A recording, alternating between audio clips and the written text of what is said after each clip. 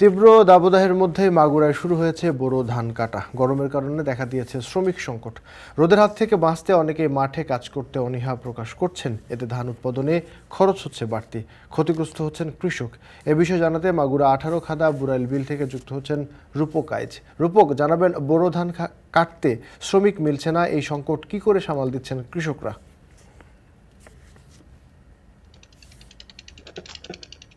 আহ, ধন্যবাদ আবির। এই মুহূর্তে আমি আছি মাগুরার বুড়াইল বিল এলাকায়। এখানে আমরা যেটা দেখতে পেয়েছি যে আহ, প্রচন্ড তাপদাহ, গত প্রায় 2 মাস ধরে মাগুরায় বৃষ্টির কোনো দেখা নেই, যার কারণে মাগুরায় তাপদাহের পরিমাণটা অত্যন্ত বেশি।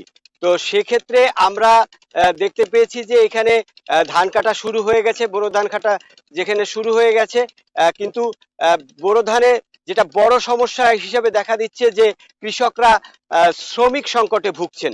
কারণ প্রচন্ড তাপদাহের কারণে দিন শুরু হওয়ার পরে, অর্থাৎ বেলা 10টার পরে মাঠে টেকা খুবই কঠিন হয়ে পড়েছে। যার কারণে মাঠে কৃষকরা এখানে ভোর 5টা থেকে কাজ শুরু করছেন এবং 10টা বাজতে বাজতে তাদের আর এই মাঠে থাকার মতো পরিবেশ থাকে না, যার কারণে তারা 10টার মধ্যেই কাজ শেষ করে বাড়ি চলে যেতে বাধ্য হচ্ছেন। আর এখানে আমরা যেটা দেখতে পেয়েছি যে মাগুরায় কিন্তু সেই পরিমাণে কম্বাইন্ড হারভেস্টার বা ধান কাটার যে মেশিন, সেই মেশিনের খুব বেশি দেখা যায়নি, যার কারণে কৃষকদেরকে স্বাভাবিক নিয়মেই ধান কাটতে হচ্ছে। এবং আমরা জানি যে মাগুরাতে এবছর 38,805 হেক্টর জমিতে ধান রোপণের লক্ষ্যমাত্রা নির্ধারণ করা হয়েছিল। সেখানে 38,935 হেক্টর, অর্থাৎ 130 হেক্টর বেশি জমিতে বোরো ধান রোপণ করা হয়েছে এবং এখান থেকে প্রায় 2 লাখ মেট্রিক টন ধান উৎপাদন হবে।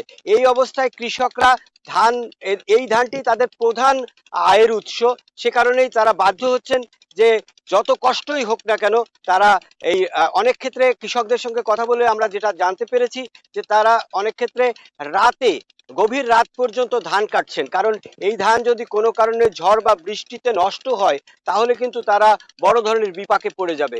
সেই হিসাবে তারা যত রাতই হোক না কেন অথবা যত কষ্টই হোক না কেন তারা কিন্তু এই বোরো ধান কেটে ঘরে নেয়ার চেষ্টা করছে। এবং আমরা এই সকাল হতে না হতেই দেখছি সারা রাত যে ধান কেটেছে সেই ধান কিন্তু তারা এখন ভ্যানে করে নিয়ে যাওয়ার জন্য কাজ করছে। আবির, এই ছিল মাগুরার ধানের সর্বশেষ অবস্থা আমার কাছে। তীব্র দাবদাহে মাগুরায় বোরো ধান কাটতে শ্রমিকের সংকট দেখা দিয়েছে, সেই খবর জানছিলাম।